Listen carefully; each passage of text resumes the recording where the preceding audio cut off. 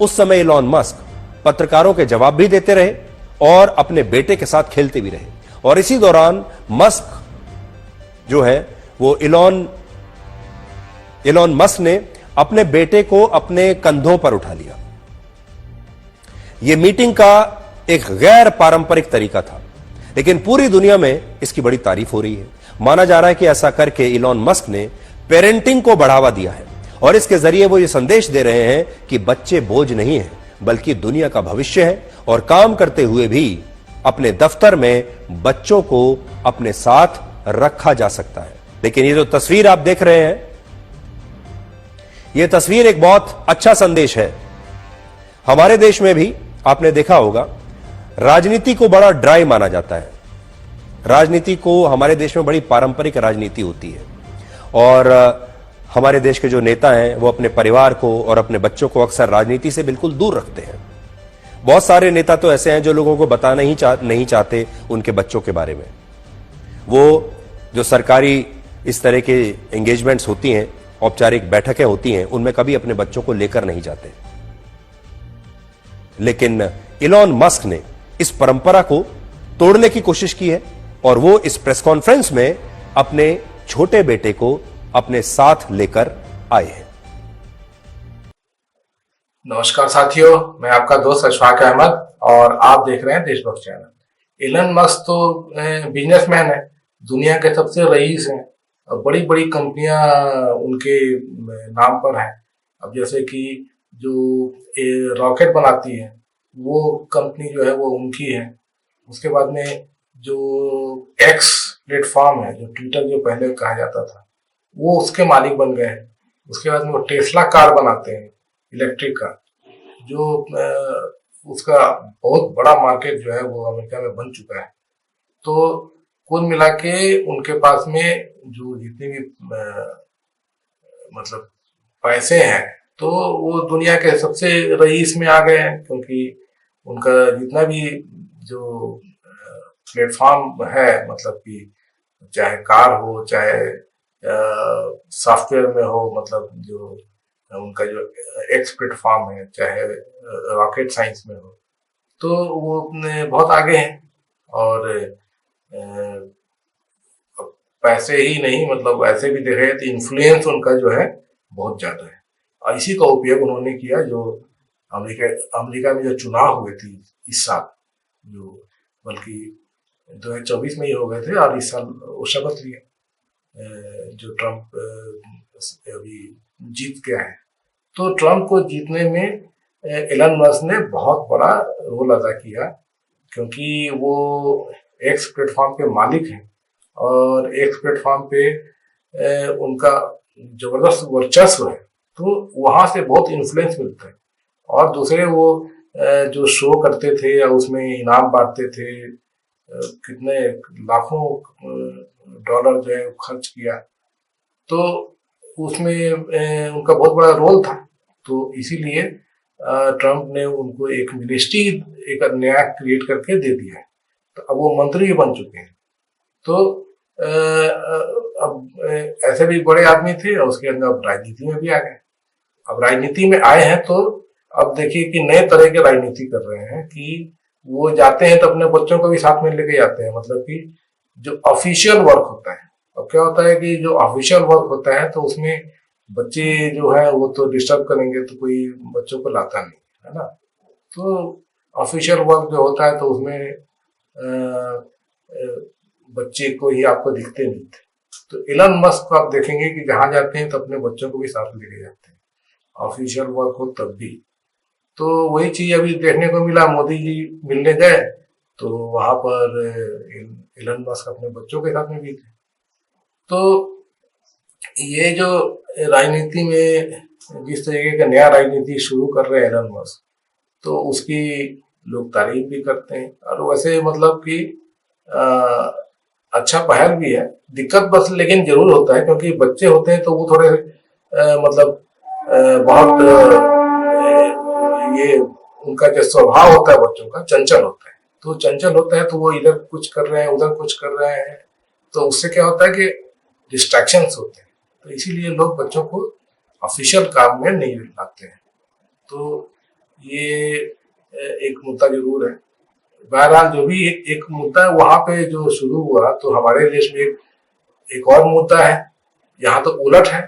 अब यहाँ पर जो है मोदी जी बोलते थे कि ये देखो ये तो शहजादे हैं, वो सोने का चम्मच लेके पैदा हुए हैं, इनको जनता के से क्या लेना देना। तो ये तो पूरा देखो, इनका जितने भी ये विपक्ष वाले हैं वो सब अपना परिवार पाल के बैठे हुए हैं, परिवार को ही वो अपना आगे करेंगे, बाकी लोग को पीछे कर देते हैं कि जो आम जनता से कोई आता है क्या, और खुद अपना फिर प्रशंसा करते हैं कि मैं तो गरीब चाय वाले का बेटा हूँ, गरीबी में पला हूँ और गरीबी देखा हूँ, और मैं ऐसे लोग को राजनीति में लाता हूँ जो नीचे से उठ के आए। तो मोदी तो ये जैसा बोलते हैं, तो उसका एक दूसरा पहलू आप सोचिए। अब जैसे कि जो नेहरू गांधी खानदान है ना, तो नेहरू गांधी खानदान में उनके पीढ़ी दर पीढ़ी जो है वो राजनीति में आते रहे और बड़े नाम रहे, और फिर काफी मतलब प्रभाव हमेशा रहा है इन लोग का। तो अभी राहुल गांधी और ये प्रियंका गांधी जो है वो लीड कर रहे हैं। तो एक चीज है कि ठीक है कि वो उनके खानदानी उनका नाम जुड़ा हुआ है, तो इसीलिए उनको आसानी है। लेकिन दूसरी चीज ये है कि अगर वो नालायक है, अब क्या होता है कि ये तो मतलब राजनीति में चुनाव होता है हर 5 साल में, तो चुनाव में अगर आप हार जाते हो, आप मतलब अच्छा काम नहीं कर रहे हो, जनता से जुड़े हुए नहीं हो, तो अपने आप मतलब कि जनता आपको बाहर कर देगी, है ना। और जो अच्छे काम करता है तो उसको चुनाव दर चुनाव जिताती है ना जनता। अब जैसे कि मान लीजिए कि कोई नेता है, अच्छा बड़ा नेता हो गया, अब उसका बेटा नालायक है, तो वो अय्याश है, कुछ गलत काम करता है, जनता कभी मतलब उससे कोई सरोकार नहीं है, वो राजनीति में उसको बाप के नाम पर आ गया। अब लेकिन क्या जनता उसको वोट देगी? जनता तो वोट नहीं देगी, तो वो तो ऐसी राजनीति से बाहर हो जाएगा ना। यही चीज दूसरे चीजों में भी है। अब जैसे कि जो फिल्मी इंडस्ट्री है, तो फिल्मी इंडस्ट्री में पीढ़ी दर पीढ़ी जैसे कि कपूर खानदान, तो पृथ्वीराज कपूर, राज कपूर, उसके बाद में ऋषि कपूर, अब रणबीर कपूर, ये पीढ़ी दर पीढ़ी वो हीरो बनते आ रहे हैं। वो इसलिए चल वो बनते आ रहे हैं, वो चल जा रहे हैं। अब उसी में इन्हीं खानदान में देख लीजिए तो कई लोग आने की कोशिश किए, 2-4 फिल्में करे, और उसके बाद में वो हिट नहीं हुए, तो फिर फ्लॉप हो गए, तो बाहर हो गए, जनता ने उनको नकार दिया। तो जनता मालिक होती है ना।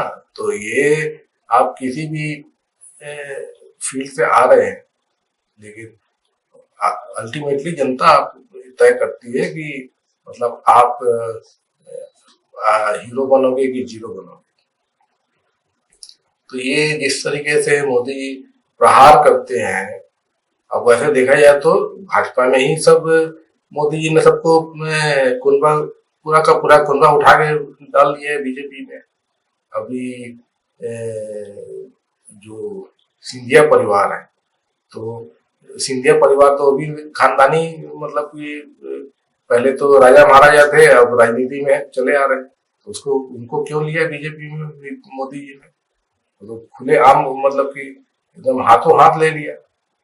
ये जो ये अनुराग ठाकुर है, तो उसके पिताजी मुख्यमंत्री रहे हैं हिमाचल प्रदेश के, तो वो क्या उसको क्यों ले लिया है?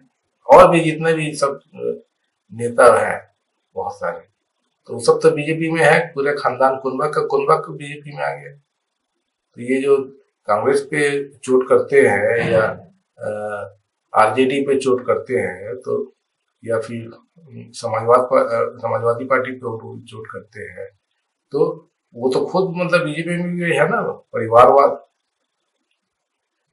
खुद मोदी जी किए हुए हैं। अब ये क्या है कि आरएसएस में जो बड़े पद पे जो होते हैं लोग, तो वो उनको मतलब कि परिवार नहीं, मतलब शादी नहीं करना है, तभी वो रह पाएंगे, नहीं तो वो मतलब छोटे लेवल पे कुछ मतलब कि जो रहते हैं तो वो परिवार वाले, ऊपर के लेवल पे उनको शादी नहीं करना, तभी वो ऊपर जा पाएंगे। तो मोदी जी भी आरएसएस में ही बचपन से रहे हैं, तो इसीलिए उनके पिताजी ने शादी भी कर दी थी तो वो भाग गए थे, है ना, अपनी पत्नी को छोड़ के भाग गए थे। तो परिवार कहाँ से होता है।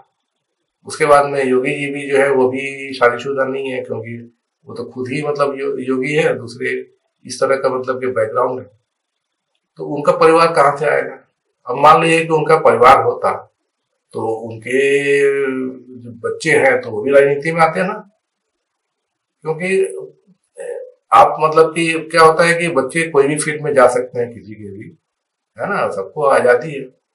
लेकिन क्या होता है कि जो पीढ़ी दर पीढ़ी जो लोग काम करते आ रहे हैं, तो जनरली उसकी आगे वाली पीढ़ी भी वही काम करती है, तो ये भी चीज होता है, क्योंकि उसमें उनको बचपन से जो है घुट्टी में बहुत सारी चीजें मिल जाती हैं जो दूसरे फील्ड में उनको नहीं मिलेगी।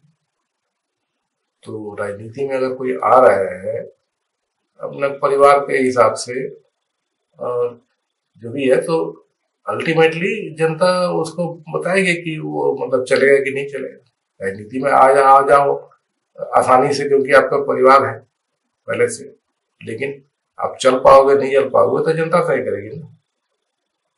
तो ये एक मुद्दा जो है ये हमारे देश में जबरन उठाया गया परिवारवाद का, लेकिन उसका जस्टिफिकेशन मतलब कि खुद मोदी जी नहीं कर पा रहे, है ना, कि अगर ऐसा होता तो फिर मोदी परिवार वालों को कैसे अपने बीजेपी में ला रहे हैं। या ऐसा भी देख लीजिए कि जो सहयोगी दल है जैसे कि अजीत पवार, तो वो तो अजीत पवार का क्या वजूद है, जो शरद पवार जो उसको उनके चाचा है तो वो राजनीति में थे, तो ये भी भतीजा भी आ गया। और वो मतलब उसको भी शुरू से ही मतलब कि एज मिला हुआ है कि परिवार का नाम है इसलिए वो आ गए। अगर उसका परिवार से लिंक नहीं होता तो ऊपर आने में उनको बहुत मशक्कत करनी पड़ती, है ना। अब जैसे मोदी जी के हिसाब से जैसे परिवारवाद है तो वहां पर परिवारवाद दिखता है ना। और भी जो उनके सहयोगी मोदी जी के दल है तो वहां भी परिवारवाद नहीं है क्या। तो ये दुगले तरह की बात करना है, ये तो मतलब या तो आप परिवारवाद जो है वो ऐसा मतलब ये ढोल ऐसे करके किए होते हैं कि एकदम बीजेपी के अंदर किसी को घुसने ही नहीं देते, कि कोई भी मतलब बाप उसका राजनीति में था तो बेटा राजनीति में, उसको बीजेपी में रखना ही नहीं। तो ये भी चीज एक मसला है कि मतलब इस तरह का दोगला राजनीति करना, तो वो गले के नीचे नहीं उतरते।